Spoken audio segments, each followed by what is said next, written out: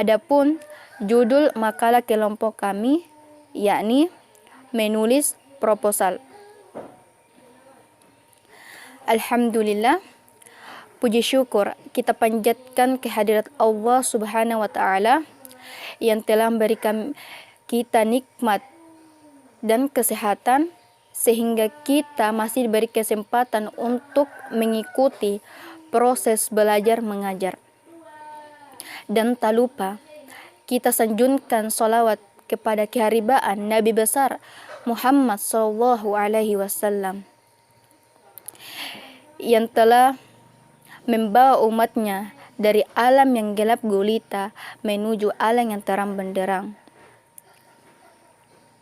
Untuk mengefisienkan waktu, yakni kami akan langsung masuk saja ke materinya mengenai pengertian proposal. Pada dasarnya, setiap kegiatan yang dilakukan oleh seseorang atau sekelompok orang dilakukan sebagai upaya untuk memenuhi tujuan yang telah disepakati bersama. Dalam kegiatan itu, tentunya ada hal yang harus melengkapi sebagai prasyarat yang bisa memudahkan dalam menjalankan kegiatan yang akan dilaksanakan. Hal itu disebut sebagai proposal. Dalam kehidupan sehari-hari, kita sering mengadakan suatu acara atau kegiatan. Dalam melakukan suatu acara tersebut, kita perlu merencanakannya terlebih dahulu. Rencana tersebut disebut proposal. Jadi, proposal adalah sebuah tulisan yang dibuat oleh si penulis yang bertujuan untuk menjabarkan atau menjelaskan sebuah rencana dan tujuan suatu kegiatan kepada pembaca, dan diharapkan proposal tersebut dapat memberikan informasi yang detail kepada pembaca ataupun si pendengar, sehingga akhirnya memperoleh persamaan visi, misi, dan tujuan. Berdasarkan kajian etimologis, proposal berasal dari kata bahasa Inggris, yakni propose, yang berarti mengusulkan, mengemukakan, atau menawarkan. Sedangkan dalam Kamus Besar Bahasa Indonesia atau disingkat KBBI, proposal berarti rencana yang dituangkan dalam bentuk rancangan kerja. Pengertian proposal bila dikaji dengan kajian praktis, maka akan menghasilkan beberapa pendapat tentang pengertian proposal. Berikut ini dibahas beberapa pendapat dari para ahli mengenai pengertian proposal. Menurut Riefke, proposal adalah suatu bentuk rancangan kegiatan yang dibuat dalam bentuk formal dan standar. Senada dengan pendapat di atas, Ninghepi berpendapat bahwa proposal adalah rancangan kerja yang disusun secara sistematis dan terinci untuk suatu kegiatan yang ingin dilakukan. Riefke juga berpendapat bahwa penulisan proposal adalah suatu langkah penggabungan dari berbagai perencanaan yang telah dibuat dalam tahap-tahap sebelumnya. Proposal dalam bahasa Indonesia berasal dari kata propose yang berarti mengusulkan. Secara umum, proposal dapat diartikan yakni suatu konsep pemikiran dalam bentuk tulisan tentang sesuatu proyek kegiatan yang akan dilaksanakan. Untuk lebih memahami pengertian proposal, kita bisa membandingkan pengertiannya dengan proposal dalam dunia ilmiah. Proposal adalah suatu rancangan desain penelitian, usulan penelitian, yang akan dilakukan oleh seseorang peneliti tentang suatu bahan penelitian. Proposal merupakan rencana yang dituangkan dalam bentuk rancangan kerja. Menurut Hasnun Anwar, proposal adalah rencana yang disusun untuk kegiatan tertentu. Jay mengatakan, proposal adalah alat bantu manajemen standar agar manajemen dapat berfungsi secara efisien. Menurut Hadi, ia menyatakan proposal adalah suatu usulan terstruktur untuk agenda kerjasama bisnis antar lembaga, perusahaan, usulan kegiatan sampai pada pemecahan masalah. Kraft mempunyai pendefinisian yang agak berbeda dengan pendapat-pendapat di atas, yaitu Kraft menyatakan proposal adalah suatu saran atau permintaan kepada seseorang atau suatu badan untuk mengerjakan atau melakukan suatu pekerjaan. Proposal dalam dunia ilmiah, dalam dunia pendidikan, adalah suatu rancangan desain penelitian atau usulan penelitian yang akan dilakukan oleh seorang peneliti tentang suatu bahan penelitian. Proposal penelitian bagi seorang peneliti atau mahasiswa digunakan untuk membantu membuat penelitian dalam kurun skripsi, tesis, disertasi. Penulisan proposal adalah suatu langkah penggabungan dari berbagai perencanaan yang telah dibuat dalam tahap-tahap sebelumnya. Berdasarkan beberapa pendapat di atas, maka dapat disimpulkan proposal adalah suatu rancangan kegiatan atau kerja yang disusun secara sistematis dan terperinci sesuai standar oleh seseorang atau sekelompok peneliti untuk diajukan kepada pihak yang dikehendaki dalam mendapatkan persetujuan maupun bantuan dalam penelitiannya. Dan inilah yang saya sampaikan mengenai pengertian proposal atau mengenai definisi dari proposal. Dan saya akan mempersilahkan pembaca materi selanjutnya, yakni Saudara Tegar Rizky Pratama. Dengan saudara, kami persilahkan. Ciri-ciri proposal. 1. Proposal dibuat untuk meringkas kegiatan yang akan dilakukan. 2. Proposal dibuat dengan singkat agar donatur atau pihak tertentu mengetahui pokok isi acara yang akan diselenggarakan. Yang ketiga, sebagai pemberitahuan pertama suatu kegiatan. 4. Proposal seharusnya diberikan kepada donatur atau instansi terkait minimal 1 bulan sebelum acara sebagai pemberitahuan kepada instansi atau donatur tersebut. 5. Berisikan tujuan-tujuan latar belakang acara. 6. Proposal disusun dengan tujuan-tujuan yang biasanya disesuaikan dengan latar belakang sebuah acara. 7. Berupa lembaran-lembaran pemberitahuan yang telah dijilid yang nantinya diserahkan kepada yang penyelenggara acara. 8. Proposal pada dasarnya berupa lembaran-lembaran yang berisi sebuah susunan acara atau kegiatan yang diserahkan penyelenggara kepada donatur. 9. Salah satu ciri proposal adalah adanya pihak yang mengajukan. Pihak yang mengajukan tersebut sebagai pihak yang mengusulkan suatu rencana atau kegiatan. 10. Adanya pihak yang menyetujui menjadi salah satu dari ciri proposal. Hal ini berkaitan dengan salah satu fungsi proposal, yakni sebagai legalisasi suatu rencana kegiatan. 11. Gambaran kegiatan disertakan dalam proposal berguna untuk memberikan informasi pada siapapun yang hendak ditunjukkan proposal tersebut agar memiliki atau mengetahui apa yang sebenarnya keinginan atau maksud yang terkandung dalam proposal tersebut. Ke-12. Proposal mempunyai ciri persuasif, yaitu dapat diartikan sebagai bentuk seni baik verbal maupun non-verbal yang bertujuan untuk meyakinkan seorang agar melakukan sesuatu yang dikehendaki pada waktu sekarang maupun yang akan datang. 13. Proposal disusun sebelum membuat rencana kerja secara keseluruhan. Ini bermaksud agar penerima mengetahui gambaran kegiatan secara keseluruhan kegiatan yang akan disetujuinya. 14. Proposal bersifat bisnis.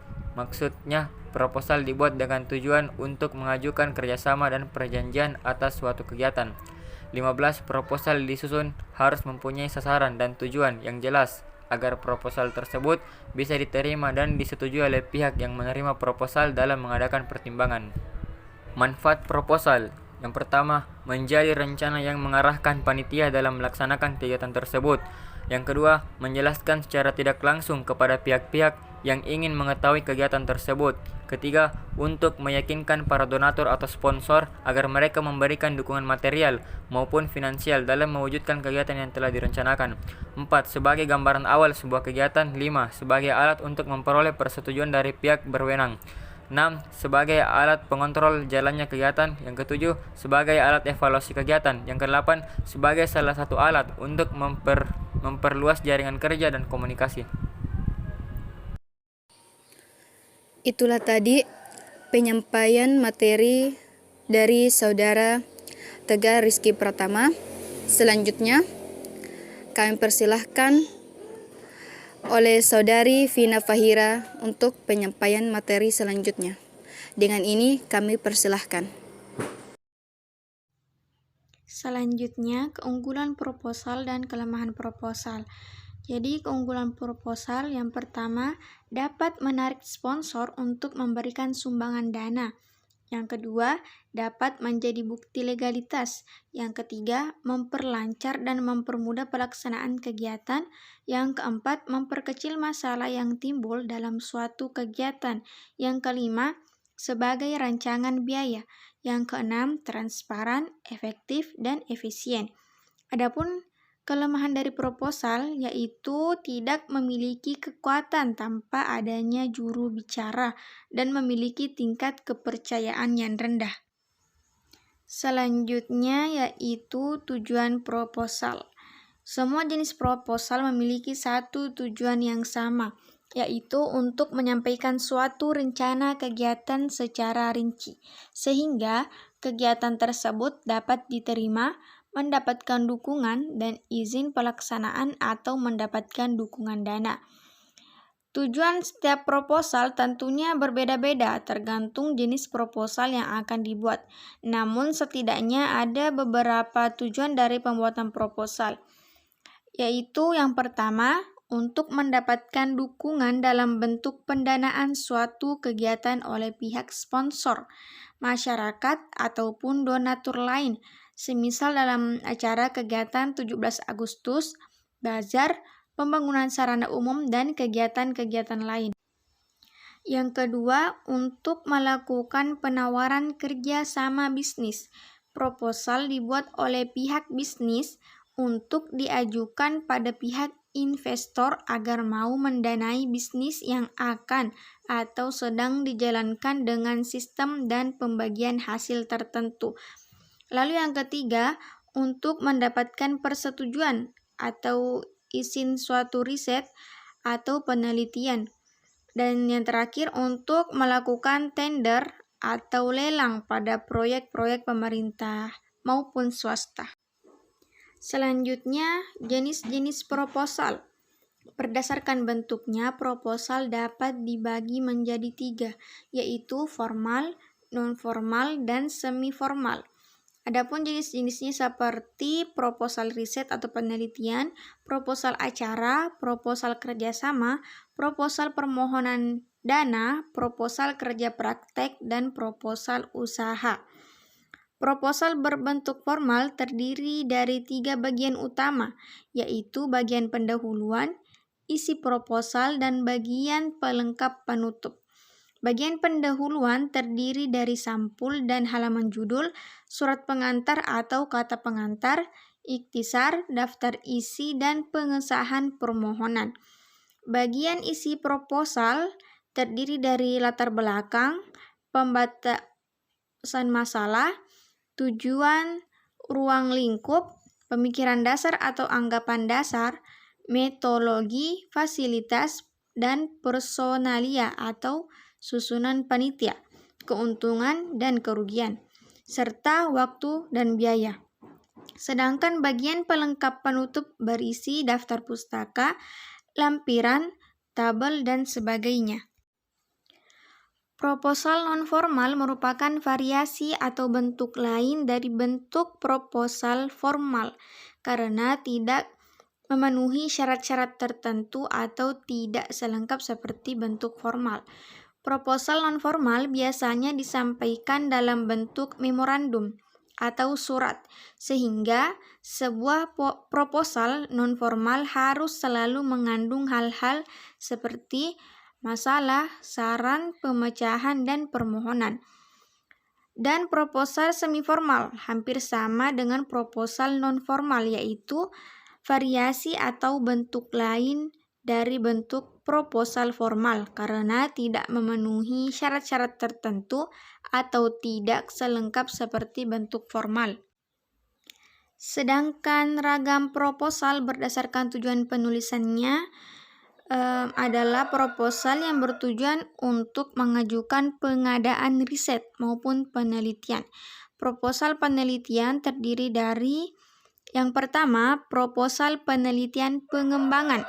Kegiatan penelitian pada dasarnya berupaya mencari jawaban terhadap suatu masalah, sedangkan kegiatan pengembangan berupaya menerapkan temuan atau teori untuk memecahkan suatu permasalahan. Lalu yang kedua, proposal penelitian kajian pustaka. Proposal kajian pustaka menggunakan telaah yang dilaksanakan untuk memecahkan suatu masalah dan pada dasarnya bertumpu pada penelaahan kritis dan mendalam terhadap bahan-bahan pustaka yang relevan. Telaah pustaka semacam ini biasanya dilakukan dengan cara mengumpulkan data atau informasi dari berbagai sumber pustaka yang kemudian disajikan dengan cara yang baru atau untuk keperluan baru. Lalu yang ketiga, proposal penelitian kualitatif. Proposal penelitian kualitatif bersifat deskriptif dan cenderung menggunakan analisis dengan pendekatan induktif. Proses dan makna perspektif subjek lebih ditonjolkan dalam penelitian kualitatif. Lalu yang keempat, proposal penelitian kuantitatif. Proposal kuantitatif pada dasarnya menggunakan suatu penelitian dengan pendekatan deduktif-induktif, yaitu bertujuan untuk mengajukan pengadaan suatu acara atau kegiatan, bertujuan untuk mengajukan usulan kerjasama dengan pihak atau lembaga lain, bertujuan untuk mengajukan permohonan atau permintaan dana, bertujuan untuk mengajukan permohonan kerja praktek, dan proposal yang disusun oleh seseorang atau sekelompok orang untuk mendirikan suatu usaha. Itulah tadi penyampaian materi dari Saudari Vina Fahira. Selanjutnya, kami persilahkan pembaca materi selanjutnya, yakni dari Saudara Amrullah Bil Ma'rif. Dengan ini kami persilahkan. Yang akan menyampaikan syarat-syarat menyusun proposal. Syarat-syarat yang harus dipenuhi dalam menyusun proposal yang baik sebagai berikut. 1. Sistematis artinya proposal yang disusun harus berurutan secara sistematis menurut pola tertentu, dari yang paling sederhana hingga yang paling kompleks. 2. Berencana artinya proposal tersebut dibuat secara sengaja dan telah dipikirkan langkah-langkah pelaksanaannya, serta mengacu pada tujuan yang ingin dicapai dalam kegiatan tersebut. 3. Mengikuti konsep ilmiah, yang artinya mengerjakan proposal mulai dari awal hingga akhir. Harus sesuai dengan cara-cara atau metode ilmiah yang sudah ditentukan. 4. Jelas dan dapat dimengerti. Proposal yang dibuat harus jelas dan menggambarkan kegiatan yang akan dilaksanakan hingga pihak menerima dapat mendapatkan gambaran jelas tentang kegiatan yang akan dilaksanakan tersebut.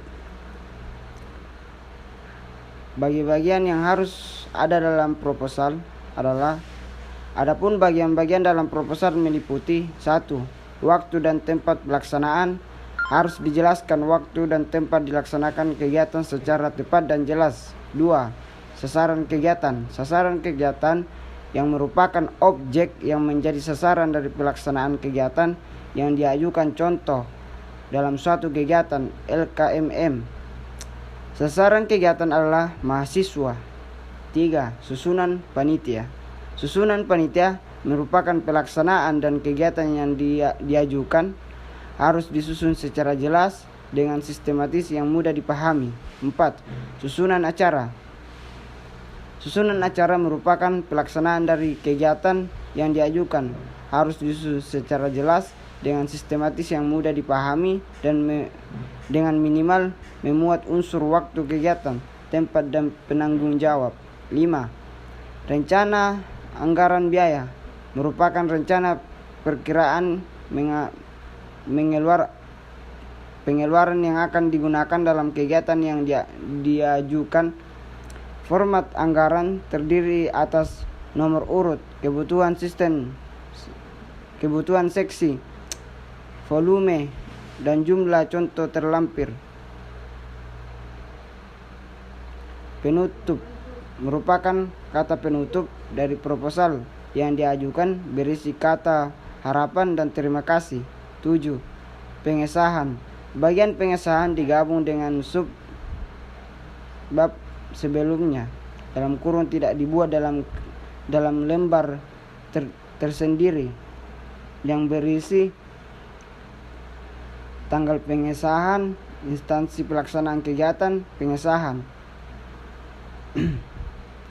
Judul proposal kegiatan dibuat singkat dan jelas, harus dapat menggambarkan kegiatan yang akan dilaksanakan. Perlu perhatian pemenggalan kata yang tepat saat penantiasan baris. Judul proposal diletakkan pada baris pertama sebelum latar belakang. B. Latar belakang berisi hal-hal yang melatar belakangi keinginan atau daya dorong untuk melaksanakan kegiatan yang diajukan. C. Nama kegiatan merupakan nama kegiatan yang diajukan, disajikan secara menarik untuk publikasi. D. Tema kegiatan adalah tema dari pelaksanaan kegiatan yang diajukan, merupakan materi yang diangkat dalam melaksanakan kegiatan tersebut. E. Tujuan kegiatan adalah hal-hal yang ingin dicapai dari pelaksanaan kegiatan yang diajukan. F. Landasan kegiatan adalah hal yang menjadi dasar pelaksanaan kegiatan yang diajukan. Terima kasih. Dan itulah tadi pembacaan materi yang dibawakan oleh Saudara Amrullah Bilma'rif, dan pembaca materi terakhir yakni dari Saudari Nurjannah Sri Ramadhani. Dengan ini kami persilahkan. Hal-hal yang perlu diperhatikan dalam menyusun proposal yaitu sebagai berikut. Yang pertama, penempatan dan penggunaan kata yang tepat. Yang kedua, menghindari penggunaan kalimat panjang dan bertele-tele. Yang ketiga, penggunaan paragraf. Yang keempat, penggunaan ejaan. Yang kelima, sebaiknya proposal ditulis dengan huruf yang mudah dibaca. Yang keenam, tidak menyisakan kekosongan yang luas. 7. Menggunakan spasi 1,5. 8. Margin. 9. Diberi nomor halaman. 10. Format bullet atau angka dapat digunakan ketika ada 3 poin atau lebih dalam satu paragraf. 11. Menggunakan jenis kertas yang netral. 12. Sebaiknya tidak menggunakan kemasan yang tampak mahal. 13. Ejaan dan tata bahasa sebaiknya diperiksa ulang. Yang ke-14, sumber referensi luar harus disebut dengan tepat. 15. Proposal beserta dokumen lain diletakkan dalam sebuah folder atau binder. 16. Sebaiknya disertakan surat pengantar. 17. Proposal perlu memiliki struktur dan logika yang jelas. 18. Penulisan kegiatan harus jelas. 19. Hasilnya harus dapat diukur atau dinilai dengan angka-angka yang pasti. 20. Kirimkan proposal hanya jika telah pasti bahwa proposal telah memenuhi kriteria donatur. 21. Mencantumkan nama organisasi dan tanggal pada setiap dokumen. 22. Jelaskan berapa banyak dana dan moral yang dibutuhkan dari donatur. 23. Jumlah dana yang diperlukan dalam kegiatan rasional. 24. Jelaskan tujuan langkah. Jelaskan tujuan jangka panjang organisasi dan tujuan jangka pendek dari kegiatan yang dilakukan. 25. Penyusunan proposal hendaknya menunjuk orang atau beberapa orang yang ahli dalam menyusun proposal. Sebaiknya memiliki keterkaitan dengan kegiatan yang diselenggarakan. 26.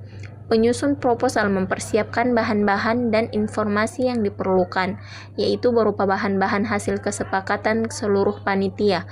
27. Menyusun draft proposal dengan sistematis, menarik, dan realistis.